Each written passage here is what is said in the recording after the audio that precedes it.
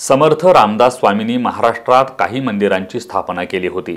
त्यापैकी राधानगरी तालुक्यातील राशिवडे इथं स्थापन केलेलं एक श्रीराम मंदिर आहे। या मंदिरात रामदास स्वामींनी प्रतिष्ठापना केलेल्या मूर्त्या आजही पाहायला मिळतायत।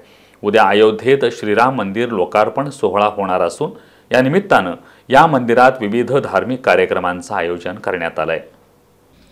राधानगरी तालुक्यातील राशिवडे गावच्या मध्यवर्ती ठिकाणी समर्थ रामदास स्वामींनी सुमारे 450 वर्षांपूर्वी श्रीराम मंदिराची स्थापना केली। पूर्वी या मंदिरात राम, सीता, लक्ष्मण आणि परमभक्त हनुमान तसंच रामसेना अशा पुरातन पाषाणाच्या मूर्त्या होत्या। या मंदिराची पडझड झाल्यानंतर स्वामींच्या शिष्या अंबिका देवी यांनी पुन्हा मंदिराची उभारणी केली।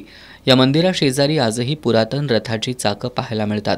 सन 2006 साली राशिवडेतील रामभक्तांनी नव्यानं बांधकाम करून या राम मंदिरात श्रीराम, सीता, लक्ष्मण, हनुमान यांच्या संगमरवरी मूर्त्यांची प्रतिष्ठापना केली।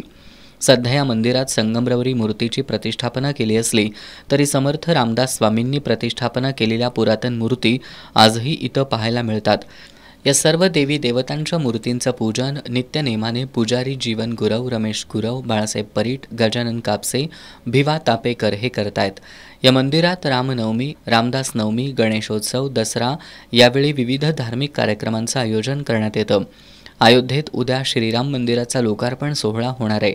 या पार्श्वभूमीवर राशिवडेतील या राम मंदिरात अभिषेक, पूजन, भजन तसंच श्रीराम पालखी मिरवणूक काढली जाणार आहे।